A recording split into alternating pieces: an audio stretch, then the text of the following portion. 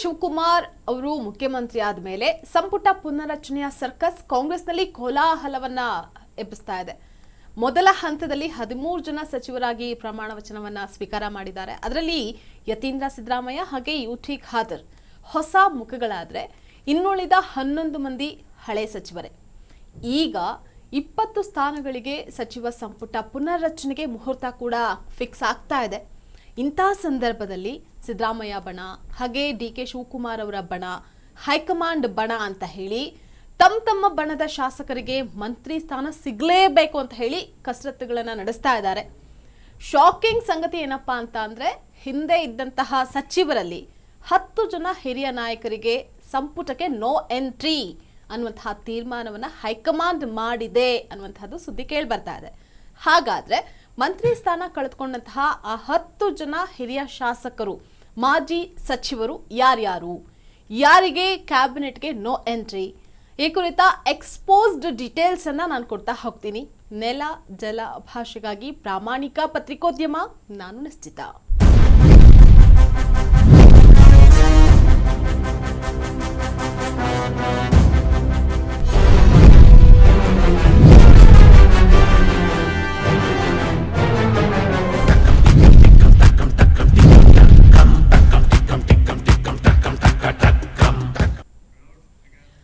ಸಂಪುಟ ಪುನರಚನೆಯ ಸರ್ಕಸ್ ಜೋರಾಗೆ ನಡೀತಾ ಇದೆ. ಯಾರಿಗೆಲ್ಲ ಮಂತ್ರಿ ಸ್ಥಾನ ಸಿಗುತ್ತೆ, ಯಾರಿಗೆಲ್ಲ ಕೈ ತಪ್ಪುತ್ತೆ ಅನ್ನುವಂತಹ ಆತಂಕ ದಿನದಿಂದ ದಿನಕ್ಕೆ ಹೆಚ್ಚಾಗ್ತಾ ಇದೆ. ಇದಕ್ಕೆ ಈಗಾಗಲೇ ಮುಹೂರ್ತ ಕೂಡ ಫಿಕ್ಸ್ ಆಗಿದೆ.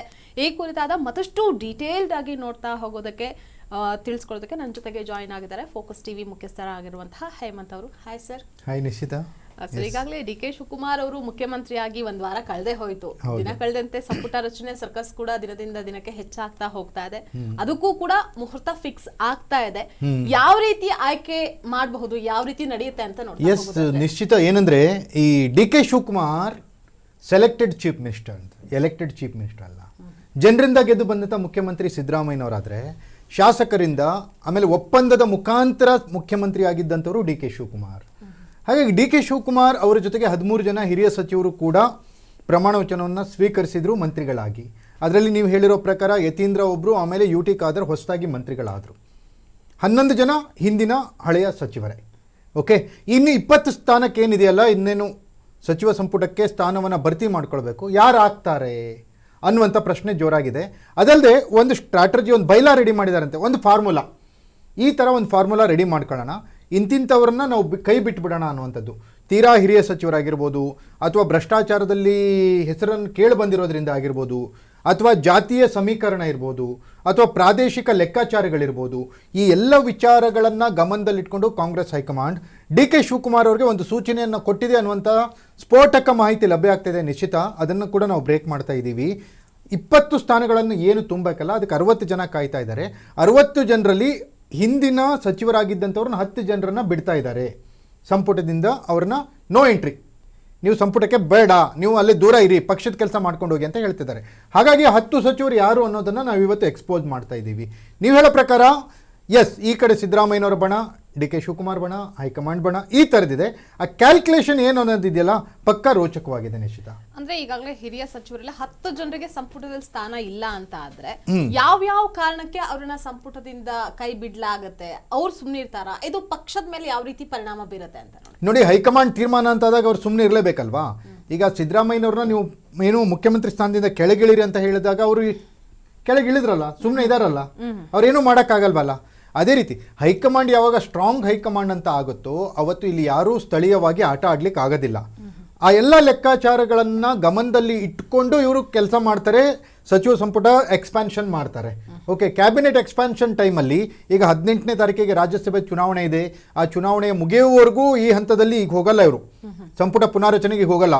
ಅದರ ನಂತರ ಏನು ಸಂಪುಟ ಪುನಾರಚನೆಗೆ ಹೋಗ್ತಾರಲ್ಲ, ನೀವು ಹೇಳಿರೋ ಎಲ್ಲ ಲೆಕ್ಕಾಚಾರಗಳು ಅಲ್ಲಿ ಬರ್ತವೆ.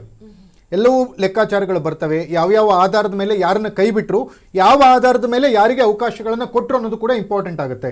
ಅಲ್ಲಿ ಕೋಟಾಗಳು ಬರ್ತವೆ. ಈ ಜಾತಿಯವ್ರಿಗೆ ಇಷ್ಟಿಷ್ಟು, ಈ ಭಾಗದವ್ರಿಗೆ ಇಷ್ಟಿಷ್ಟು, ಮಹಿಳೆಯರಿಗಿಷ್ಟು ಸಚಿವ ಸ್ಥಾನ ಅನ್ನುವಂಥದ್ದು, ದಲಿತರಿಗಿಷ್ಟು, ಲಿಂಗಾಯತರಿಗಿಷ್ಟು, ಬ್ಯಾಕ್ವರ್ಡ್ಗಳಿಗಿಷ್ಟು, ಗೌಡ್ರಿಗಿಷ್ಟು, ಇದೆಲ್ಲ ಬರುತ್ತೆ ಲೆಕ್ಕಾಚಾರ. ಆ ಲೆಕ್ಕಾಚಾರ ಫೈನಲಿ ಯಾವ ಸ್ಟ್ರಾಟಜಿಯನ್ನು ಮಾಡ್ತಾ ಇದೆ ಕಾಂಗ್ರೆಸ್ ಹೈಕಮಾಂಡ್, ಯಾವ ಸ್ಟ್ರಾಟಜಿಯನ್ನು ಮಾಡ್ತಾ ಇದೆ ಸಿದ್ದರಾಮಯ್ಯನವರು, ಡಿ ಕೆ ಶಿವಕುಮಾರ್ ಅವರ ಕ್ಯಾಬಿನೆಟ್ ಯಾವ ರೀತಿ ಇರಬೇಕು ಅಂತ ಪ್ಲಾನ್ ಮಾಡ್ಕೊಂಡಿದ್ದಾರೆ, ಇನ್ನೇನು ಕೆಲವೇ ಸಮಯಗಳಲ್ಲಿ ಕೆಲವೇ ದಿನಗಳಲ್ಲಿ ಗೊತ್ತಾಗ್ಬೋದು ನಿಶ್ಚಿತ. ಅದರಲ್ಲೂ ಬೆಳಗಾವಿ ಅನ್ನುವಂತಹ ವಿಚಾರಕ್ಕೆ ಬಂದ್ರೆ ತುಂಬಾ ಇಂಪಾರ್ಟೆಂಟ್ ಜಿಲ್ಲೆ. ಅಲ್ಲಿ ಬಂದಾಗ ಲಕ್ಷ್ಮಣ್ ಸವದಿ ಅವರಿದ್ದಾರೆ, ಲಕ್ಷ್ಮೀ ಹೆಬ್ಬಾಳ್ಕರ್ ಅವರಿದ್ದಾರೆ, ಹಾಗೆ ಅಶೋಕ್ ಪಟ್ಟಣ್ ಕೂಡ ಇದ್ದಾರೆ. ಇಲ್ಲಿ ಯಾರು ಅಂತ ಹೇಳಿ ಮಿನಿಸ್ಟರ್ ಆಗ್ತಾರೆ, ಯಾರಿಗೆ ಕೊಡ್ತಾರೆ, ಯಾರಿಗೆ, ಅದರಲ್ಲೂ ನಿನ್ನೆ ಸಂಚಿಕೆಯಲ್ಲಿ ಕೂಡ ನಾವು ಮಾತನಾಡುವಂತಹ ಸಂದರ್ಭದಲ್ಲಿ ಹೇಳ್ತಿದ್ವಿ ಎಷ್ಟು ಬೆಳಗಾವಿ ಇಂಪಾರ್ಟೆನ್ಸ್ ಇದೆ ಅನ್ನುವಂತಹ ವಿಚಾರಕ್ಕೆ ಸಂಬಂಧಪಟ್ಟಂತೆ. ಎಸ್ ನಿಶ್ಚಿತ. ಏನಾಗಿದೆ ಅಂದರೆ ಬೆಳಗಾವಿಯಲ್ಲಿ 18 ಜನ ಶಾಸಕರು, ಬೆಳಗಾವಿ ಜಿಲ್ಲೆಯಲ್ಲಿ. ಬೆಂಗಳೂರಿನಲ್ಲಿ 28 ಜನ ಶಾಸಕರಿದ್ದಾರಲ್ಲ, ಅದೇ ರೀತಿ ಎರಡನೇ ಅತಿ ದೊಡ್ಡ ಜಿಲ್ಲೆ ಅಂದರೆ ಬೆಳಗಾವಿ, ಅಲ್ಲಿ 18 ಜನ ಶಾಸಕರಿದ್ದಾರೆ. ಈಗಾಗಲೇ ಆಲ್ರೆಡಿ ಜಾರಕಿಹೊಳಿ ಫ್ಯಾಮಿಲಿ, ಸತೀಶ್ ಜಾರಕಿಹೊಳಿ ಈಗ ಅಲ್ಲಿ ಮಿನಿಸ್ಟರ್ ಆಗಿದ್ದಾರೆ. ಇನ್ನು ಇಬ್ಬರು ಆಗ್ಬೋದು ಬೆಳಗಾವಿಯಲ್ಲಿ ಅನ್ನುವಂಥ ಮಾತುಗಳಿದ್ದಾವೆ. ಯೂಶ್ವಲಿ ಕಳೆದ ಬಾರಿ ಬೆಳಗಾವಿಯಿಂದ ಇಬ್ಬರು ಮಂತ್ರಿಗಳಾಗಿದ್ರು, ಒಬ್ರು ಸತೀಶ್ ಜಾರಕಿಹೊಳಿ ಮತ್ತೊಬ್ರು ಲಕ್ಷ್ಮೀ ಹೆಬ್ಬಾಳ್ಕರ್. ಆದ್ರೆ ಈ ಬಾರಿ 3 ಜನ ಆಗ್ಬೋದು ಅನ್ನೋ ಥರದಿದೆ. 3 ಜನ ಆಗ್ತಾರೆ ಅಂದ್ರೆ ಲಕ್ಷ್ಮಣ ಸವದಿ ಅವ್ರು ಆಗ್ತಾರ, ಲಕ್ಷ್ಮೀ ಹೆಬ್ಬಾಳ್ಕರ್ ಆಗ್ತಾರ ಅನ್ನುವಂಥದ್ದು. ಅವರಿಬ್ಬರಲ್ಲಿ ಒಬ್ರು ಆಗ್ತಾರೆ. ಇನ್ನುಳಿದ ಒಂದು ಸ್ಥಾನಕ್ಕೆ ನೀವು ಹೇಳಿರೋ ಪ್ರಕಾರ ಅಶೋಕ್ ಪಟ್ಟಣ್ ಅವ್ರ ಹೆಸರು ಕೇಳಿ ಬರ್ತಾ ಇದೆ, ಪ್ರಕಾಶ್ ಹುಕ್ಕೇರಿ ಅವ್ರ ಹೆಸರು, ಗಣೇಶ್ ಹುಕ್ಕೇರಿ ಅವ್ರ ಹೆಸರು ಕೇಳಿ ಬರ್ತಾ ಇದೆ. ಯಾರಾಗ್ತಾರೆ ಅನ್ನುವಂಥದ್ದು. ಮತ್ತೆ ಇವರು ಬೆಳಗಾವಿಯ ರಾಜು ಸೇಠ್ ಅಂತ ಇದ್ದಾರೆ, ಅವ್ರು ಆಗ್ತಾರಾ ಅಂತ. ಅಂದ್ರೆ ಬೆಳಗಾವಿಯಲ್ಲಿ 3 ಜನ ಆಗಬೇಕು. 3 ಜನರಲ್ಲಿ ಸತೀಶ್ ಆಲ್ರೆಡಿ ಇದ್ದಾರೆ, ಇನ್ನಿಬ್ಬರು ಆಗಬೇಕು. ಇನ್ನಿಬ್ಬರಲ್ಲಿ ಒಬ್ರು ಮಾತ್ರ ಯಾರು ಸೌದಿ ಆಗ್ತಾರೆ, ಇಲ್ಲ ಹೆಬ್ಬಾಳ್ಕರ್ ಆಗ್ತಾರೆ. ಅವರಿಬ್ಬರಿಗೂ ಸಿಗುತ್ತೆ ಅನ್ನೋದಿತ್ತೆ ಅಲ್ಲ, ಅದೀಗ ಹೋಯ್ತು. ಲಕ್ಷ್ಮಣ್ ಸವದಿ ಅವರಿಗೆ ಅಲ್ಲಿ ಅವಕಾಶ ಸಿಗೋ ಸಾಧ್ಯತೆ ದಟ್ಟವಾಗಿದೆ. ಲಕ್ಷ್ಮೀ ಹೆಬ್ಬಾಳ್ಕರ್ ಅವರು ಅಲ್ಲಿ ಸಮಾಧಾನ ಪಡ್ಕೊಳ್ಳುವಂಥ ಒಂದು ಸಾಧ್ಯತೆ ಬರಬಹುದು. ಜೊತೆಗೆ ಬೆಳಗಾವಿಯಿಂದ 3ನೇ ಸ್ಥಾನಕ್ಕಾಗಿ ಅಶೋಕ್ ಪಟ್ಟಣ್ ಕೂಡ ಟ್ರೈ ಮಾಡ್ತಾ ಇದ್ದಾರೆ. ಅಶೋಕ್ ಪಟ್ಟಣ್ ಕೂಡ ಲಿಂಗಾಯತರಾಗಿರೋದ್ರಿಂದ ಲಿಂಗಾಯತರಿಗೆ ಎಷ್ಟು ಜನರಿಗೆ ಕೊಡ್ತಾರೆ ಅನ್ನೋದು ಲೆಕ್ಕಾಚಾರ ನಡೆಯುತ್ತೆ. ಹಾಗಾಗಿ ಲಕ್ಷ್ಮಣ್ ಸವದಿ ಅಲ್ಲಿ ಸಂಪುಟ ಸೇರೋದು ಪಕ್ಕ ಅನ್ನುವಂಥ ವಾತಾವರಣ ಈಗ ನಿರ್ಮಾಣ ಆಗ್ತದೆ ನಿಶ್ಚಿತ. ಅದರಲ್ಲೂ ಇನ್ನು ಪ್ರಮುಖವಾಗಿ ಜಮೀರ್ ಅಹಮದ್ ಖಾನ್ ಅವರು ಸಂಪುಟ ಸೇರೋದು ಡೌಟ್ ಅಂತ ಇದೆ. ಯಾಕಂದ್ರೆ ಅವರ ಆಡಿಯೋ ಕೂಡ ವೈರಲ್ ಆಯ್ತು, ಅದು ಈಗ ದೊಡ್ಡ ಮಟ್ಟದಲ್ಲಿ ಎಫೆಕ್ಟ್ ಕೂಡ ಆಗ್ತಾ ಇದೆ. ಒಂದ್ ಕಡೆ ಬಣ ಬಡಿದಾಟ, ಮತ್ತೊಂದ್ ಕಡೆ DCM ಬೇಕು ಅನ್ನುವಂಥದ್ದು. ಅವರ ಬೆಂಬಲಿಗರು ಈಗಾಗಲೇ ಪ್ರತಿಭಟನೆಯನ್ನ ಮಾಡೋದ್ರ ಮೂಲಕ ಸರ್ಕಾರಕ್ಕೆ ಮನವಿಯನ್ನ ಕೂಡ ಸಲ್ಲಿಸಿದ್ದಾರೆ. ಏನಾಗಬಹುದು, ಏನಾಗುತ್ತೆ? ಎಸ್, ಅವರಿಗೆ ಏನಂದ್ರೆ ಅಬ್ಬಬ್ಬಾ ನೋ ಲಾಟ್ರಿ ಅನ್ನೋ ತರ. ಅವ್ರು ಅಬ್ಬಬ್ಬಾ ಲಾಟ್ರಿ ಅನ್ನೋದು ಅವ್ರ ಫೇಮಸ್ ವೈರಲ್ ಡೈಲಾಗ್ ಇತ್ತಲ್ಲ, ಅವ್ರಿಗೆ ನೋ ಲಾಟ್ರಿ ಅನ್ನೋ ಥರ ಆಗ್ಬೋದು. ಯಾಕಂದರೆ ಅವರು ನೋಡಿ ಕೇರಳದಲ್ಲಿ ಕಾಂಗ್ರೆಸ್ಸನ್ನು ಗೆಲ್ಲಿಸ್ಕೊಂಡು ಬಂದರು ಅನ್ನೋ ಥರದ್ದು ಏನು ಅವ್ರ ಮೇಲೆ ಒಂದು ಇತ್ತಲ್ಲ. ಈಗ ದಾವಣಗೆರೆಯಲ್ಲಿ ಅವರ ಆಡಿಯೋ ವೈರಲ್ ಆದಮೇಲೆ ಎಸ್ ಇವರು ದಾವಣಗೆರೆಯಲ್ಲಿ ಪಕ್ಷ ವಿರೋಧಿ ಕೆಲಸವನ್ನು ಮಾಡಿದ್ದಾರೆ ಅನ್ನುವಂಥ ಮಾತುಗಳು ಕೇಳಿ ಬರ್ತಾ ಇದ್ದಾವೆ. ಅದು ಅವರು ಆಡಿಯೋ ವೈರಲ್ ಆಗಿರೋದ್ರಿಂದ ಅದು ಪ್ರೂಫ್. ಅದು ನಾನಿಲ್ಲ, ನಾನು ಹಂಗೆ ಮಾಡಿಲ್ಲ ಅಂತ ಅವ್ರು ಹೇಳೋಕ್ಕಾಗಲ್ಲ. ಎಸ್, ಅವ್ರು ಮಾಡಿದಾರಲ್ಲ, ಮಾಡಿದಕ್ಕೆ ಆಡಿಯೋ ಬಂದಿರೋದು. ಆ ಆಡಿಯೋನ ಅವ್ರೇನು ನಿರಾಕರಿಸಿಲ್ಲ. ಸಿದ್ದರಾಮಯ್ಯನವರು ಕೂಡ ಮೊನ್ನೆ ಅವ್ರನ್ನ ಭೇಟಿ ಮಾಡಿರೋರು ಹೇಳಿದ್ರು. ಸುಮ್ಮನೆ ಹೇಳೋದಕ್ಕಷ್ಟೇ ಅದು. AI ಆಡಿಯೋ ಅಂತ ಎಲ್ಲರೂ ಬಿಟ್ಟು ಜಮೀರ್ ಅವ್ರದ್ದೇ ಯಾಕೆ ಮಾಡ್ತಾರೆ? ಅವರೊಂದು ದೂರು ಕೊಡ್ಬೋದಿತ್ತಲ್ಲ, ದೂರ ಯಾಕೆ ಕೊಟ್ಟಿಲ್ಲ? ಓಕೆ, ಅವ್ರ ಮೇಲೆ ಕ್ರಮ ಕೈಗೊಳ್ಳಿ ಅಂತ ಹೇಳಿ ಕಾಂಗ್ರೆಸ್ನ ನಾಯಕರೇ ದಾವಣಗೆರೆಯಲ್ಲಿ ಕಂಪ್ಲೇಂಟ್ ಕೊಟ್ಟಾಗ ಅದು ನನ್ನ ಆಡಿಯೋ ಅಲ್ಲ, ಅದು AI ಆಡಿಯೋ ಅಂತ ಇವ್ರು ಕಂಪ್ಲೇಂಟ್ ಕೊಡ್ಬೋದಲ್ಲ. ಅಷ್ಟಕ್ಕೂ AI ಆಡಿಯೋನ ಒರಿಜಿನಲ್ ಆಡಿಯೋನ ಅಂತ FSL ಅಲ್ಲಿ ರಿಪೋರ್ಟ್ ಬರೋಕ್ಕೆ 2-3 ದಿನ ಸಾಕು. ಅದೇನು ಹೆಚ್ಚಿಗೆ ವರ್ಷಗಂಟ್ಲೆ ಏನು ಕಾಲಾವಕಾಶ ಬೇಕಾಗಲ್ವಲ್ಲ. ಹಾಗಾಗಿ ಜಮೀರ್ ಅಹಮದ್ ಖಾನ್ ಅವರಿಗೆ ಈ ಬಾರಿ ನೋ ಲಾಟ್ರಿನೇ. ಯಾಕಂದರೆ ಒಂದು ರೀತಿ ಹೈಕಮಾಂಡ್ ಸಿದ್ದರಾಮಯ್ಯ ಘಟಾನುಘಟಿ ನಾಯಕರನ್ನೇ ಕೆಳಗಿಳಿಸಿದ ಮೇಲೆ ಒಂದು ಸಲ ಸ್ಟ್ರಾಂಗ್ ಅನ್ನುವಂಥ ಒಂದು ತೀರ್ಮಾನಕ್ಕೆ ಬಂದಿದೆ. ಹಂಗಿದ್ದಾಗ ಸಿದ್ದರಾಮಯ್ಯನವ್ರನ್ನ ಇಳಿಸಿರೋರಿಗೆ ಜಮೀರ್ ಅಹಮದ್ ಖಾನ್ ಇಳಿಸೋದು ಕಷ್ಟನಾ? ಯಾವುದೇ ಕಾರಣಕ್ಕೂ ಕಷ್ಟ ಅಲ್ಲ. ಹಂಗಾಗಿ ಜಮೀರ್ ಅಹಮದ್ ಖಾನ್ ಅವ್ರನ್ನ DCM ಮಾಡಿ ಅಂತ ಈಗ ಯಾರ್ಯಾರೋ ಹೋಗ್ಬಿಟ್ಟು ಮನವಿ ಕೊಡ್ತಾ ಇದ್ದಾರೆ. ಅವರ ಪರವಾಗಿ ಅವರ ಧರ್ಮಗುರುಗಳು, ಅವರ ಸ್ವಜಾತಿಯರು, ಅಲ್ಪಸಂಖ್ಯಾತರೇನೋ ಪ್ರತಿಭಟನೆ ಮಾಡ್ತಿದ್ದಾರೆ. ರಾಜಕೀಯವಾಗಿ ಇದನ್ನೆಲ್ಲ ಮಾಡ್ತಾರೆ.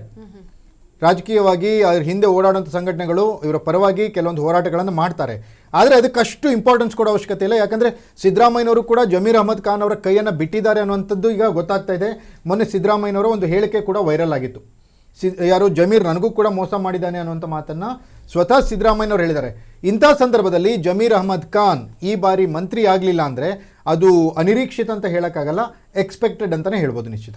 ಅದರ ಜೊತೆಗೆ ಸಿದ್ದರಾಮಯ್ಯ ಅವರಲ್ಲಿ ಆಪ್ತರು ಅಂತ ಹೇಳಿ ಗುರುತಿಸಿಕೊಂಡಂತವರಲ್ಲಿ HC ಮಹಾದೇವಪ್ಪ ಅವರು ಕೂಡ ಒಬ್ರು. ಜಮೀರ್ ಅಹಮದ್ ಹೇಗೋ HC ಮಹಾದೇವಪ್ಪ, ಹಾಗೆ ಸತೀಶ್ ಜಾರಕಿಹೊಳಿ ಅವರು. ಆದ್ರೆ ಈ ಬಾರಿ ಮಹಾದೇವಪ್ಪ ಅವ್ರ ಬಗ್ಗೆ ತುಂಬಾ ಆರೋಪಗಳು ಒಂದ್ ಕಡೆ ಕೇಳಿ ಬರ್ತಾ ಇದೆ. ಅವ್ರನ್ನ ಸಂಪುಟಕ್ಕೆ ತೆಗೆದುಕೊಳ್ಳೋದು ಬೇಡ ಅಂತ ಹೇಳಿ ಹೈಕಮಾಂಡ್ ಕೂಡ ಹೇಳಿದೆ. ಇನ್ನು ಸಿದ್ದರಾಮಯ್ಯ ಅವ್ರಿಗೆ ಹಾಗೆ ಕಾಂಗ್ರೆಸ್ಗೂ ಕೂಡ ದ್ರೋಹ ಮಾಡಿದ್ರು ಅಂತ ಕೂಡ ಹೇಳಲಾಗ್ತಾ ಇದೆ.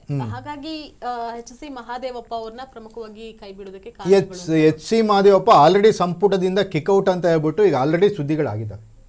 ಓಕೆ, HC ಮಹಾದೇವಪ್ಪ ಕಾಂಗ್ರೆಸ್ಗೆ ದ್ರೋಹ ಮಾಡಿದ್ರು, ಯಾವಾಗ ಮಾಡಿದ್ರು, ಹೇಗೆ ಮಾಡಿದ್ರು ಅನ್ನೋದು ಜನರಿಗೆ ಗೊತ್ತಿದೆ. 2018ರಲ್ಲಿ ಅವರು ಸಿದ್ದರಾಮಯ್ಯನವ್ರಿಗೂ ದ್ರೋಹ ಮಾಡಿದ್ರು, ಅದಾದಮೇಲೆ ಕಾಂಗ್ರೆಸ್ಗೂ ಕೂಡ ದ್ರೋಹ ಮಾಡಿದ್ರು. ಸಿದ್ದರಾಮಯ್ಯನವರು ಚಾಮುಂಡೇಶ್ವರಿಯಲ್ಲಿ ಯಾಕೆ ಸೋತರು? ಅದಕ್ಕೆ one of the reason H C Madevappa ಮಾಡಿರೋ ಅವಾಂತರಗಳಿಂದ, ಎಚ್ ಸಿ ಮಾದೇವಪ್ಪ ಅಲ್ಲಿಯ ಸಂಪನ್ಮೂಲಗಳನ್ನು ತನ್ನ ಮನೆಗೆ ತೆಗೆದುಕೊಂಡು ಹೋಗಿದ್ರಿಂದ, ಎಚ್ ಸಿ ಮಾದೇವಪ್ಪ 2018ರಲ್ಲಿ ಚಾಮುಂಡೇಶ್ವರಿಯಲ್ಲಿ ಸರಿಯಾಗಿ ಕೆಲಸವನ್ನು ಮಾಡದೇ ಇರೋದ್ರಿಂದ, ಚಾಮರಾಜನಗರ ಜಿಲ್ಲೆ ಮತ್ತು ಮೈಸೂರಿನಲ್ಲಿ ಎಚ್ ಸಿ ಮಾದೇವಪ್ಪನವರ ಕಾರಣದಿಂದ ಕಾಂಗ್ರೆಸ್ಗೆ ಹಿನ್ನಡೆಯಾಯಿತು ಅನ್ನೋಂಥ ವರದಿಗಳು ಕೂಡ ಹೈಕಮಾಂಡ್ಗೆ ಬಂದಿದ್ವು. ಅದೇ ರೀತಿ ಅವರ ಸಮಾಜ ಕಲ್ಯಾಣ ಇಲಾಖೆಯಲ್ಲಿ ನಡೆದಿರುವಂಥ ಭ್ರಷ್ಟಾಚಾರಗಳು, ಹಲವು ಅಧಿಕಾರಿಗಳ ಅಲ್ಲಿಯ ಲೂಟಿ, ಕೋಟಿ ಲೂಟಿ, ಇವರ ಸಂಬಂಧಿಗಳು ಇಲಾಖೆಯಲ್ಲಿ ಮೂಗು ತೂರಿಸ್ತಾ ಇರುವಂಥದ್ದು, ಇವರ ಸಂಬಂಧಿಗಳು ಇಲಾಖೆಯಲ್ಲಿ ಡೀಲ್ ಮಾಡುವಂಥದ್ದು, ಈ ಎಲ್ಲ ವಿಚಾರಗಳಿಂದ ಮಾದೇವಪ್ಪನವ್ರನ್ನ ದೂರ ಇಡಿ ಅಂತ ಹೇಳಿ ಸಿದ್ದರಾಮಯ್ಯನವ್ರಿಗೆ ಅಲ್ಲದೆ ಮುಖ್ಯಮಂತ್ರಿ ಡಿ ಕೆ ಶಿವಕುಮಾರ್ಗೂ ಕೂಡ ಹೈಕಮಾಂಡ್ ಆಲ್ರೆಡಿ ಮೆಸೇಜ್ ಕಳಿಸಿದೆ ಅಂತ ನೆನ್ನೆನೇ ಸುದ್ದಿಯಾಗಿತ್ತು. ಹಾಗಾಗಿ ಎಚ್ ಸಿ ಮಾದೇವಪ್ಪ ಈ ಸರಿ ಸಂಪುಟದಲ್ಲಿ ಇರಲ್ಲ, ಡಿ ಕೆ ಶಿವಕುಮಾರ್ ಸಂಪುಟದಲ್ಲಿ ಎಚ್ ಸಿ ಮಾದೇವಪ್ಪ ಇರಲ್ಲ. ಅಷ್ಟೇ ಅಲ್ಲ, 2028ಕ್ಕೆ ಎಚ್ ಸಿ ಮಾದೇವಪ್ಪಗೆ ಟಿಕೆಟ್ ಸಿಗೋದು ಕೂಡ ಡೌಟ್ ಕಾಂಗ್ರೆಸ್ನಲ್ಲಿ ಅನ್ನುವಂಥ ಮಾತುಗಳು ಕೇಳಿಬರ್ತದೆ ನಿಶ್ಚಿತ. ಜೊತೆಗೆ ದಾವಣಗೆರೆ ಕ್ಷೇತ್ರ ಅಂತಂದ್ರೆ ಶಾಮನೂರು ಶಿವಶಂಕರಪ್ಪ ಅವರ ಭದ್ರಕೋಟೆ. ಮಲ್ಲಿಕಾರ್ಜುನ್ ಅವರು ಈ ಬಾರಿ ಮಗನನ್ನ ಉಪಚುನಾವಣೆಯಲ್ಲಿ ನಿಲ್ಲಿಸಿ ಗೆಲ್ಲಿಸ್ಕೊಂಡ್ರು. ಆದ್ರೆ ಈ ಬಾರಿ ಅವ್ರಿಗೆ ಸಚಿವ ಸ್ಥಾನ ಸಿಗೋದು ಡೌಟ್ ಅಂತ ಹೇಳಾಗ್ತದೆ. ಹಾಗಾದ್ರೆ ಅವ್ರ ಮಗನ್ಗೆ ಏನಾದ್ರು ಆಫರ್ ಕೇಳ್ಬೋದಾ, ಹೇಗೆ? ಅವ್ರ ಮಗನಿಗೆ ಆಫರ್ ಸಿಗೋದು ಕಷ್ಟ, ಯಾಕಂದ್ರೆ ಇವ್ರ ಅಪ್ಪ ಮಿನಿಸ್ಟರ್ ಆಗಿದ್ದವರು, ಮಗನೂ ಮಿನಿಸ್ಟರ್ ಆದರು, ಆಮೇಲೆ ಇವರ ಶ್ರೀಮತಿಯವರು MP ಇದ್ದಾರೆ, ಈಗ ಮಗನಿಗೆ ಮಿನಿಸ್ಟರ್ ಮಾಡಿದ್ರೆ ಹೆಂಗಾಗುತ್ತೆ? ಆಗಲ್ಲ. ಶಾಸಕರಾಗಿ ಆರಾಮಾಗಿರ್ಬೋದು. ಎಸ್ ಮಲ್ಲಿಕಾರ್ಜುನ್ ಕೂಡ ಅಷ್ಟು ಇಂಟ್ರೆಸ್ಟ್ ಇಲ್ಲ ಪಾಲಿಟಿಕ್ಸ್ ಬಗ್ಗೆ. ಅವರು ಬೆಳಗ್ಗೆ ಹೇಳೋದೇ 12 ಗಂಟೆಗೆ ಅವರು, ಆ ಥರದ ಮಂತ್ರಿ ಅವರು ಯಾವಾಗ ಅಧಿಕಾರಿಗಳ ಸಭೆ ನಡೆಸ್ತಾರೋ, ಯಾವಾಗ ಅವರು ಇಲಾಖೆ ಕೆಲಸ ಮಾಡ್ತಾರೋ, ಯಾವಾಗ ಇಲಾಖೆಯ ರೂಪುರೇಷೆಗಳನ್ನು ಚೆಕ್ ಮಾಡ್ತಾರೋ, ಯಾವಾಗ ಇಲಾಖೆ ಬಗ್ಗೆ ಅಧ್ಯಯನ ಮಾಡ್ತಾರೋ ಗೊತ್ತಿಲ್ಲ.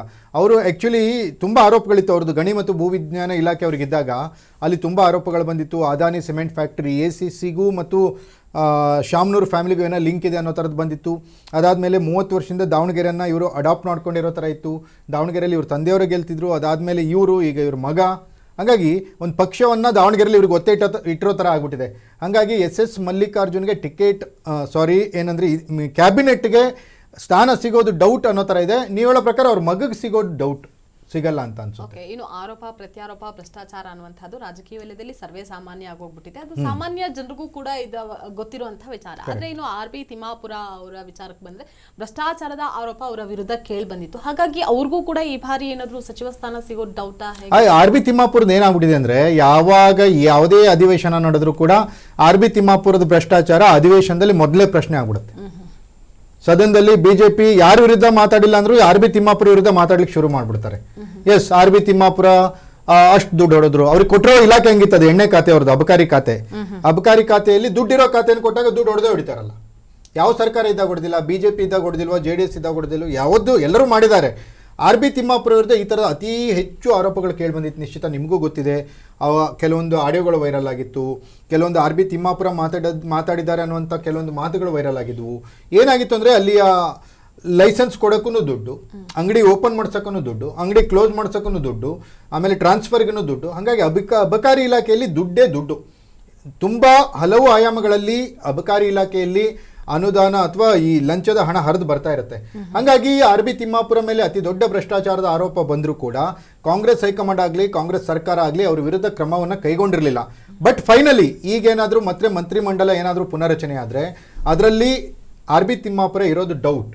RB ತಿಮ್ಮಾಪುರಕ್ಕೆ ಆ ಕ್ಯಾಬಿನೆಟ್ಟಲ್ಲಿ ನೋ ಎಂಟ್ರಿ ಅನ್ನುವಂಥದ್ದು ಕೇಳಿ ಬರ್ತಾ ಇದೆ. ಜೊತೆಗೆ DK ಶಿವಕುಮಾರ್ ಅವರಿಗೆ ಪರಮಾಪ್ತರು ಯಾರಿದ್ದಾರೆ, ಅವರಿಗೆ ಯಾರಿಗಾದರೂ ಈ ರೀತಿಯ ಒಂದು ಖಾತೆಯನ್ನು ಕೊಡಬೇಕು, ಅಬಕಾರಿ ಖಾತೆಯನ್ನು ಕೊಡಬೇಕು ಅನ್ನೋ ಪ್ಲಾನ್ ಮಾಡಿಟ್ಕೊಂಡಿದ್ದಾರೆ. ಹಾಗಾಗಿ RB ತಿಮ್ಮಾಪುರ ಏನಾದರೂ ಇದರಲ್ಲಿ ಸ್ಥಾನ ಸಿಗಲಿಲ್ಲ ಅಂದರೆ ಅದೇನು ಮತ್ತೆ ಇದು ಸೇಮ್ ಅನಿರೀಕ್ಷಿತ ಅಂತೂ ಅಲ್ಲ, ಎಕ್ಸ್ಪೆಕ್ಟೆಡ್ ಅಂತಾನೆ ಅನ್ಕೋಬಹುದು ನಿಶ್ಚಿತ. ಹಾಗೇನು ದಿನೇಶ್ ಗುಂಡೂರಾವ್ ಅವರ ಸಂಪುಟಕ್ಕೆ ಸೇರಿಸಬೇಕು ಅನ್ನೋದು ಕೂಡ ಇತ್ತು. ಆದ್ರೆ ದಿನೇಶ್ ಗುಂಡೂರಾವ್ ಅವರು ಕೂಡ ಸಂಪುಟಕ್ಕೆ ಬರೋದು ಡೌಟ್ ಅಂತ ಹೇಳಲಾಗ್ತಾ ಇದೆ.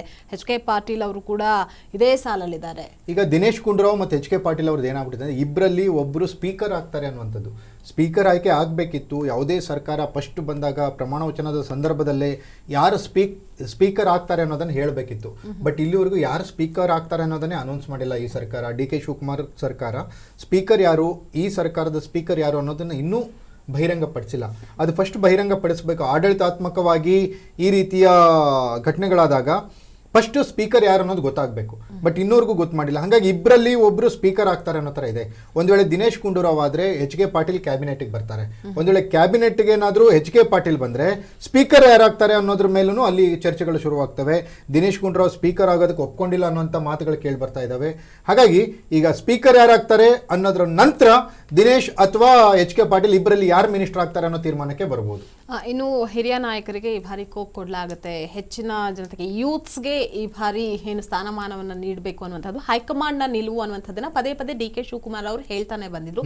ಅದರಲ್ಲಿ ಪ್ರಮುಖವಾಗಿ ಹಿರಿಯರು ಅಂತಂದ್ರೆ ದೇಶಪಾಂಡೆ ಅವರು ಕೂಡ ಈ ಬಾರಿ ಸಂಪುಟಕ್ಕೆ ನೋ ಎಂಟ್ರಿ ಅನ್ನುವಂತೆ ಕೇಳಿ ಬರ್ತಾ ಇದೆ. ಯಾರಿಗೆ ಕೊಡ್ತಾರೆ ಅಲ್ಲಿ ಆ ಸ್ಥಾನವನ್ನು? ನೋಡಿ, ಆರ್ ವಿ ದೇಶಪಾಂಡೆ ಕಾರವಾರ ಜಿಲ್ಲೆಯನ್ನ ಪ್ರತಿನಿಧಿಸ್ತಾರೆ, ಉತ್ತರ ಕನ್ನಡ. ಈಗ ಮಂಕಾಳ್ ವೈದ್ಯ ಅನ್ನುವ ಮಿನಿಸ್ಟರ್ ಅಲ್ಲಿದ್ದಾರೆ.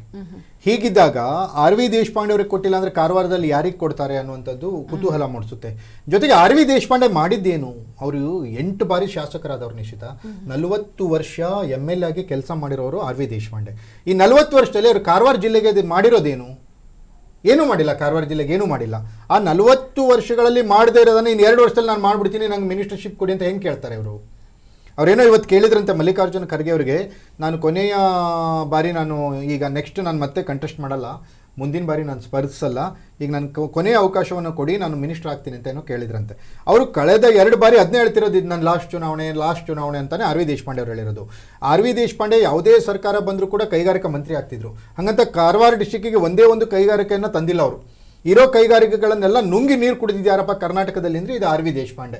ಇಂಥ ಸಂದರ್ಭದಲ್ಲಿ ಅವ್ರು ಯಾವ ಮುಖ ಇಟ್ಕೊಂಡು ನಂಗೆ ಮತ್ತೆ ಮಂತ್ರಿ ಸ್ಥಾನ ಕೊಡಿ ಅಂತ ಕೇಳ್ತಾರೋ ಗೊತ್ತಿಲ್ಲ. ಹೆಚ್ಚು ಕಮ್ಮಿ 5 ಬಾರಿ ಅವರು ಮಂತ್ರಿ ಆಗಿದ್ರು. 25 ವರ್ಷ ಮಂತ್ರಿ ಆಗಿದ್ದಂಥವ್ರು ಅವರು ಇನ್ನು 2 ವರ್ಷದಲ್ಲಿ ನನಗೆ ಕೊಡಿ ಅಂತ ಕೇಳ್ತಾ ಇದ್ದಾರೆ. 25 ವರ್ಷ ಮಂತ್ರಿಯಾಗಿ ಅವ್ರು ಏನು ಮಾಡಿದ್ದಾರೆ ಅನ್ನೋದು ಅವರಿಗೆ ಗೊತ್ತಿಲ್ಲ. ಅವರೊಂದು ಸಾಧನೆಯ ಪುಸ್ತಕ ಯಾವುದಾದ್ರೂ ರೀಡ್ ಮಾಡಿದರೆ ಗೊತ್ತಾಗುತ್ತೆ ಅವ್ರು ಏನು ಸಾಧನೆ ಮಾಡಿದ್ದಾರೆ ಅಂತ. ಇಲ್ಲಿವರೆಗೂ ಅದು ಮಾಡಿಲ್ಲ. ಹಾಗಾಗಿ ಆರ್ ವಿ ದೇಶಪಾಂಡೆ ಅವರಿಗೆ ಕ್ಯಾಬಿನೆಟ್ಗೆ ನೋ ಎಂಟ್ರಿ ಅನ್ನೋ ಥರದ ವಿಚಾರಗಳು ಈಗ ಸದ್ಯದಲ್ಲಿ ಬರ್ತಾ ಇರುವಂಥ ಸುದ್ದಿಗಳು. ಅದ್ರ ಜೊತೆಗೆ ಬಳ್ಳಾರಿಯಿಂದ ಅಂತಂದ್ರೆ ನಾಗೇಂದ್ರ ಅವರು ವಾಲ್ಮೀಕಿ ಹಗರಣದಲ್ಲಿ ಜೈಲ್ ಪಾಲಾಗಿದ್ರು. ಈಗ ಬೇಲ್ ಮೇಲೆ ಕೂಡ ಹೊರಗೆ ಬಂದಿದ್ದಾರೆ. ಅವ್ರಿಗೇನಾದ್ರೂ ಈ ಬಾರಿ ಮಂತ್ರಿ ಸ್ಥಾನ ಸಿಗಬಹುದಾ? ಮಂತ್ರಿಗಿರಿ ಗಿಟ್ಟಿಸ್ಕೊಳ್ಳುವಂಥ ನಿಟ್ಟಿನಲ್ಲಿ ಅವರು ಯಾವ ರೀತಿ ಶತಪ್ರಯತ್ನವನ್ನ ಮಾಡ್ತಾರೆ? ಹೌದು, ಈಗ ಇವರು ಭ್ರಷ್ಟಾಚಾರದ ಆರೋಪ ಇರೋರಿಗೆ ಮಂತ್ರಿ ಸ್ಥಾನ ಕೊಡಲ್ಲ ಅಂತ ಇನ್ನೂ ಏನು ಹೇಳಿಲ್ವಲ್ಲ. ಹಂಗೇನಾದ್ರೂ ಹೇಳ್ಬಿಟ್ರೆ ಡಿ ಕೆ ಶಿವಕುಮಾರೇ ಮಂತ್ರಿ ಆಗಕ್ಕಾಗಲ್ಲ, CM ಆಗಕ್ಕಾಗಲ್ಲ. ಅವ್ರ ಮೇಲೂ ಕೂಡ ಅದೇ ರೀತಿ ಆರೋಪನೇ ಇದ್ದಿದ್ದು. ನಾಗೇಂದ್ರ ರೀತಿ ಆರೋಪನೇ ಅವ್ರ ಮೇಲೂ ಇದ್ದಿದ್ದು. ಹೀಗಿದ್ದಾಗ ನಾಗೇಂದ್ರ ಯಾವ ರೀತಿ ಕನ್ಸಿಡರ್ ಮಾಡ್ತಾರೆ ನಾಗೇಂದ್ರನ್ನ ಅಂತ? ಯಾಕಂದರೆ ನಾಗೇಂದ್ರ ಅವರು ಮಂತ್ರಿ ಆಗಿದ್ದುಕೊಂಡು ಅವರ ಒಂದು ವಾಲ್ಮೀಕಿ ಸಮುದಾಯದಲ್ಲಿ ಕೋಟಿ ಹಣವನ್ನು ದುರುಪಯೋಗ ಪಡಿಸ್ಕೊಂಡು ಅದು ಪ್ರೂವ್ ಆಗಿ ಅವರು ಜೈಲಲ್ಲಿದ್ದು ಈಗ ಬೇಲ್ ಮೇಲೆ ಹೊರಗೆ ಬಂದಿದ್ದಾರೆ. ಇಂಥ ಸಂದರ್ಭದಲ್ಲಿ ಅವ್ರ ಹೆಸರನ್ನ ಬರೆದಿಟ್ಟು ಒಬ್ಬ ಅಧಿಕಾರಿ ಸೂಸೈಡ್ ಮಾಡ್ಕೊಂಡಿದ್ದಾನೆ. ಇಂಥವ್ರನ್ನ ಮತ್ತೆ ಮಂತ್ರಿ ಮಾಡ್ಕೋತಾರೆ ಅಂದರೆ ಅದು ಯಾವ ರೀತಿ ನೈತಿಕ ಸರ್ಕಾರ ಆಗ್ಬಿಡುತ್ತೆ, ಎಥಿಕಲಿ ಎಷ್ಟು ಸ್ಟ್ರಾಂಗ್ ಇರೋಂಥ ಗೌರ್ಮೆಂಟ್ ಆಗುತ್ತೆ? ಇದ್ರ ಬಗ್ಗೆ ಡಿ ಕೆ ಶಿವಕುಮಾರ್ ಈಗ ಯೋಚನೆ ಮಾಡಬೇಕಾಗಿದೆ. ಡಿ ಕೆ ಶಿವಕುಮಾರ್ ಅವ್ರದ್ದು ಕ್ಲೀನ್ ಕ್ಯಾಬಿನೆಟ್ ಅನ್ನೋ ಥರದ ಮಾತುಗಳು ಬರಬೇಕು ಅಂದರೆ ಇಂಥವ್ರನ್ನ ಅವರು ಅವಾಯ್ಡ್ ಮಾಡಬೇಕಾಗತ್ತೆ. ಇಲ್ಲ ಇಂಥವ್ರನ್ನೆಲ್ಲ ಸೇರಿಕೊಂಡು ನಾನು ಕರೆಕ್ಟ್ ಆಗಿರೋ ಕ್ಯಾಬಿನೆಟ್ ಮಾಡ್ಕೊಂಡಿದ್ದೀನಿ ಅಂತ ಡಿ ಕೆ ಶಿವಕುಮಾರ್ ಹೇಳೋಕ್ಕಾಗಲ್ಲ.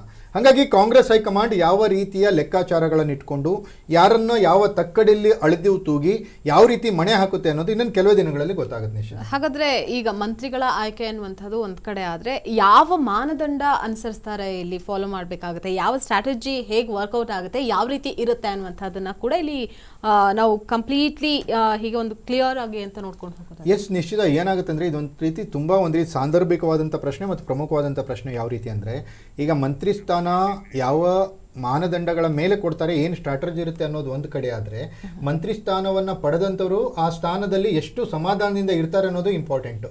ನೀವು ನೋಡಿದ್ರಿ ರಾಮಲಿಂಗಾರೆಡ್ಡಿ ಅವರು ಬೆಂಗಳೂರು ಅಭಿವೃದ್ಧಿ ಖಾತೆ ಸಿಕ್ಕಿಲ್ಲ ಅಂತ ರಿಸೈನ್ ಮಾಡಿದ್ರು.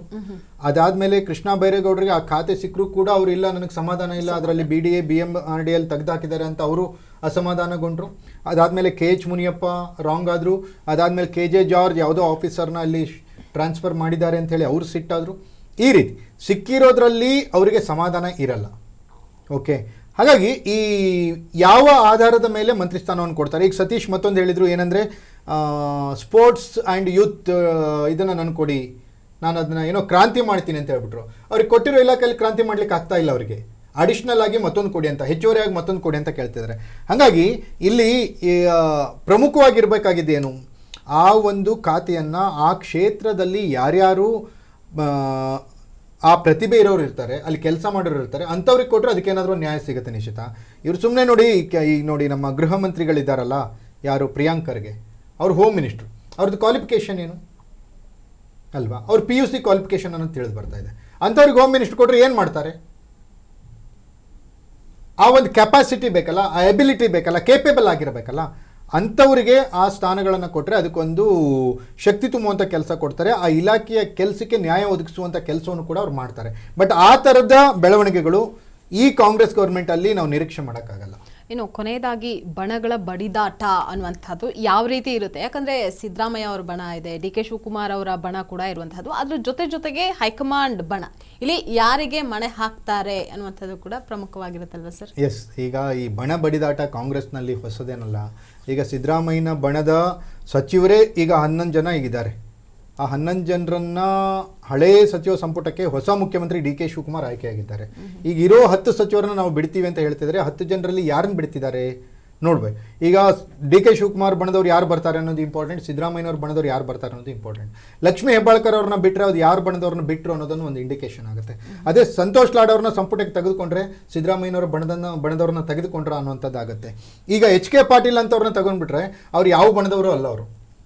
ಅವರು ಈ ಕಡೆ ಸಿದ್ದರಾಮಯ್ಯನವ್ರ ಬಣನೂ ಅಲ್ಲ, ಈ ಕಡೆ DK ಶಿವಕುಮಾರ್ ಬಣನೂ ಅಲ್ಲ. ಅಂಥವ್ರಿಗೆ ಎಷ್ಟು ಜನರಿಗೆ ಅವಕಾಶ ಸಿಗುತ್ತೆ ಅನ್ನೋದು ಇಂಪಾರ್ಟೆಂಟ್ ಆಗುತ್ತೆ. ಇನ್ನು ಮತ್ತು ನೀವು ಅವಾಗ ಹೇಳ್ದಂಗೆ ಯೂತ್ಸ್ ಅವ್ರಿಗೆ ಅವಕಾಶ ಕೊಡಬೇಕಂತ ಹೊಸಬ್ರನ್ನು ಯಾರಿಗೆ ತೊಗೊಳ್ತಾರೆ? ಈಗ ಬಳ್ಳಾರಿ ನಾಗೇಂದ್ರ ಕೊಡಲಿಲ್ಲ ಅಂದರೆ ಯಾರು ಭರತ್ ರೆಡ್ಡಿ ಬಳ್ಳಾರಿಯಲ್ಲಿ ಅವ್ರಿಗೆ ಕೊಡ್ತಾರಾ? ಆ ಥರದ ಮಾತುಗಳು ಕೇಳಿ ಬರ್ತಾ ಇದೆ. ಪ್ರದೀಪ್ ಈಶ್ವರ್ ಅವ್ರು ನನಗೇನೋ ಮಿನಿಸ್ಟರ್ಶಿಪ್ ಸಿಗುತ್ತೆ ಅಂತ ಅವ್ನು ಓಡಾಡ್ತಿದ್ದಾರೆ ಅನ್ನೋಂಥ ಮಾತುಗಳು ಕೇಳಿ ಬರ್ತಾ ಇದ್ದಾವೆ. ಹಾಗಾಗಿ ನೀವು ಅವಾಗ ಹೇಳ್ದಂಗೆ ದಾವಣಗೆರೆಯಲ್ಲಿ SS ಮಲ್ಲಿಕಾರ್ಜುನ್ ಕೊಟ್ಟಿಲ್ಲ ಅಂದರೆ ಅವ್ರ ಮಗಗೆ ಏನಾದರೂ ಕೊಡ್ತಾರಾ ಯುವಕರು ಅನ್ನೋ ಥರದ್ದು. ಮಹಿಳಾ ಕೋಟಾದಲ್ಲಿ ಲಕ್ಷ್ಮೀ ಹೆಬ್ಬಾಳ್ಕರ್ ಕೊಡಲಿಲ್ಲ ಅಂದರೆ ಯಾರಿಗೆ ಕೊಡ್ತಾರೆ? ನಯನಾ ಏನಾದರೂ ಬರ್ತಾರಾ? ನಯನಾ ಮೋಟಮ್ಮ ಕೂಡ ಯುವ ಶಾಸಕಿ, ಅವ್ರು ಬರ್ತಾರಾ ಅನ್ನುವಂಥದ್ದು. ಕರಾವಳಿಯಲ್ಲಿ ಮತ್ತೆ ಯಾರಿಗೆ ಕೊಡ್ತಾರೆ? UT ಖಾದರ್ ಒಬ್ರು ಇದ್ದಾರೆ, ಅವ್ರನ್ನ ಬಿಟ್ಟು ಯಾರಿಗೆ ಕೊಡ್ತಾರೆ ಅನ್ನುವಂಥದ್ದು. ಮಲೆನಾಡು ಭಾಗದಲ್ಲಿ ಯಾವ ಶಾಸಕರಿಗೆ ಕೊಡ್ತಾರೆ? ಶಿವಮೊಗ್ಗ, ಚಿಕ್ಕಮಗಳೂರು, ಕಾರವಾರ ಜಿಲ್ಲೆಯಲ್ಲಿ ಯಾರಿಗೆ ಕೊಡ್ತಾರೆ ಅನ್ನುವಂಥದ್ದು. ಆಮೇಲೆ ಹಾಸನದಲ್ಲಿ ಯಾರೂ ಮಿನಿಸ್ಟ್ರೇ ಇಲ್ಲ, ಹಾಸನ ಡಿಸ್ಟಿಕಲ್ಲಿ ಯಾರಿಗೆ ಕೊಡ್ತಾರೆ ಅನ್ನುವಂಥದ್ದು ಇಂಪಾರ್ಟೆಂಟ್ ಆಗುತ್ತೆ. ಮಂಡ್ಯದಲ್ಲಿ ಚಲುವರಾಯಸ್ವಾಮಿ ಇದ್ದಾರೆ, ಅವರೇನಾದರೂ ಬರ್ತಾರಾ? ಅಥವಾ ಮಂಡ್ಯದಲ್ಲಿ ಹೊಸ ಮುಖ ನೋಡ್ತಾರಾ ಅನ್ನುವಂಥದ್ದು ಇಂಪಾರ್ಟೆಂಟ್ ಆಗುತ್ತೆ. ಚನ್ನಪಟ್ಟಣದಲ್ಲಿ CP ಯೋಗೇಶ್ವರ್ ಅವ್ರನ್ನೇನಾದರೂ ಮಂತ್ರಿ ಮಾಡ್ತಾರಾ ಅಂತ. ಬೆಂಗಳೂರಿನಲ್ಲಿ ಪ್ರಿಯಾ ಕೃಷ್ಣ ಅಥವಾ ಅವರಪ್ಪ ಕೃಷ್ಣಪ್ಪ ಅವ್ರನ್ನೇನಾದರೂ ಮಂತ್ರಿ ಮಾಡ್ತಾರಾ? ಈ ಥರದ ಪ್ರಶ್ನೆಗಳು ತುಂಬ ಇದ್ದಾವೆ. ಓಕೆ, TB ಜಯಚಂದ್ರ ಅವ್ರನ್ನ ಕೇಂದ್ರ ಸರ್ಕಾರದ ಪ್ರತಿನಿಧಿಯನ್ನಾಗಿ, ದೆಹಲಿ ಪ್ರತಿನಿಧಿಯನ್ನಾಗಿ ಮಾಡಿದ್ದಾರೆ. ಹಾಗಾಗಿ TB ಜಯಚಂದ್ರ ಈಗ ರೇಸ್ನಲ್ಲಿಲ್ಲ. ಇಂಥ ಸಂದರ್ಭದಲ್ಲಿ ಕಾಂಗ್ರೆಸ್ ಸಿದ್ದರಾಮಯ್ಯನವ್ರ ಬಣದವ್ರಿಗೆ ಎಷ್ಟು ಕೊಡ್ತಾರೆ, DK ಶಿವಕುಮಾರ್ ಬಣಕ್ಕೆ ಎಷ್ಟು ಕೊಡ್ತಾರೆ, ಹೈಕಮಾಂಡ್ನ ಒಂದು ನೇರವಾಗಿ ಸಂಪರ್ಕದಲ್ಲಿರೋರಿಗೆ ಎಷ್ಟು ಕೊಡ್ತಾರೆ ಅನ್ನೋದು ಕುತೂಹಲ ಇದ್ದೇ ಇದೆ. ಆದರೆ ಕರ್ನಾಟಕ ರಾಜಕಾರಣವನ್ನು ಗಮನಿಸಿದಾಗ ನಿಶ್ಚಿತ ಇಲ್ಲಿ ಜಾತಿ ರಾಜಕಾರಣ, ಜಾತಿ ಸಮೀಕರಣ ತುಂಬ ಕೆಲಸ ಮಾಡುತ್ತೆ. ಹಾಗಾಗಿ ಜಾತಿಯ ಆಧಾರದ ಮೇಲೆ, ಧರ್ಮಗಳ ಆಧಾರದ ಮೇಲೆ ಅಧಿಕಾರ ಹಂಚಿಕೆ ಆಗುತ್ತೆ. ಪ್ರಾದೇಶಿಕ ಸಮಾನತೆಯೂ ಮೀರಿ ಜಾತಿಯ ಆಧಾರದಲ್ಲಿ ಇಲ್ಲಿ ಕೆಲಸಗಳಾಗ್ತವೆ. ಹಾಗಾಗಿ ಮುಂದಿನ ದಿನಗಳಲ್ಲಿ ಕಾಂಗ್ರೆಸ್ 2028ಕ್ಕೆ ಚುನಾವಣೆ ಬರೋದ್ರಿಂದ ಆ ಚುನಾವಣೆಗೆ ಯಾವ ರೀತಿ ತಯಾರಿ ಮಾಡುತ್ತೆ ಅನ್ನೋದು ಕೂಡ ಈ ಕ್ಯಾಲ್ಕುಲೇಷನ್ ಮೇಲೆ ಡಿಪೆಂಡ್ ಆಗುತ್ತೆ. ಯಾವ್ಯಾವ ಕ್ಯಾಸ್ಟ್ ಕಾಂಬಿನೇಷನನ್ನು ಇವರು ಪ್ಲ್ಯಾನ್ ಮಾಡ್ಕೋತಾರೆ, ಯಾವ್ಯಾವ ಜಾತಿ ಲೆಕ್ಕಾಚಾರ ಸಮೀಕರಣವನ್ನು ಇವರು ಮಾಡ್ತಾರೆ. ಈ ಎಲ್ಲದರ ಆಧಾರದ ಮೇಲೆ 2028ಕ್ಕೆ ಚುನಾವಣೆಗೆ ಕಾಂಗ್ರೆಸ್ ಹೇಗೆ ರೆಡಿ ಆಗ್ತಿದೆ, DK ಶಿವಕುಮಾರ್ ಅವರ ಕ್ಯಾಬಿನೆಟ್ ಯಾವ ರೀತಿ ಇರುತ್ತೆ, ಅವರ ಕ್ಯಾಬಿನೆಟ್ನ ಅಜೆಂಡಾ ಏನು, ಅವರ ಮಹತ್ವಾಕಾಂಕ್ಷೆ ಯೋಜನೆಗಳೇನು ಅನ್ನೋದೆಲ್ಲವೂ ಕೂಡ ಈ ಕ್ಯಾಬಿನೆಟ್ ಬಂದ ಮೇಲೆ ಜನರಿಗೆ ಒಂದು ಹಂತಕ್ಕೆ ಗೊತ್ತಾಗ್ಬೋದು ಅನ್ಸುತ್ತೆ ನಿಶ್ಚಿತ. ಓಕೆ, ಇವತ್ತಿನ ಸಂಚಿಕೆಯಲ್ಲಿ ಏನು ಸಚಿವರಿಗೆ ಯಾರಿಗೆಲ್ಲ ಸಚಿವ ಸ್ಥಾನ ಕೈ ತಪ್ಪಬಹುದು, ಅಕಸ್ಮಾತ್ ಆಯ್ಕೆ ಅನ್ನುವಂತಹ ವಿಚಾರಕ್ಕೆ ಬಂದರೆ ಏನೆಲ್ಲ ಮಾನದಂಡಗಳು, ಸ್ಟ್ರಾಟಜೀಸ್ ಯಾವ ರೀತಿ ಇರುತ್ತೆ ಅನ್ನುವಂಥದ್ರ ಬಗ್ಗೆ ತಿಳಿಸ್ಕೊಟ್ಟು thank you so much. Thank you. ನೋಡಿದ್ರಲ್ಲ ವೀಕ್ಷಕರೇ, ಈಗಾಗಲೇ ಏನು ಸಚಿವ ಸಂಪುಟ ಸರ್ಕಸ್ ಜೋರಾಗೆ ನಡೀತಾ ಇದೆ. ಯಾರಿಗೆಲ್ಲ ಸ್ಥಾನಮಾನ ಸಿಗುತ್ತೆ, ಇಲ್ಲಿ ಯಾವ ಬಣ ಮೇಲ್ಗೈಯನ್ನು ಸಾಧಿಸುತ್ತೆ, DK ಶಿವಕುಮಾರ್ ಹಾಗೆ ಸಿದ್ದರಾಮಯ್ಯ ಅವರ ಬಣ, ಹೈಕಮಾಂಡ್ ಬಣ, ಯಾರಿಗೆ ಇಲ್ಲಿ ಹೆಚ್ಚಿನ ಮಣೆ ಹಾಕ್ತಾರೆ ಅನ್ನುವಂಥದ್ದನ್ನು ಸಹ ನಾವು ಕಾದು ನೋಡಬೇಕಾಗಿದೆ. ಇದಾಗಿತ್ತು ಇವತ್ತಿನ ಎಕ್ಸ್ಪೋಸ್ಡ್ ನೆಲ ಜಲ ಭಾಷೆಗಾಗಿ ನೋಡ್ತಾ ಇರಿ ಫೋಕಸ್ TV.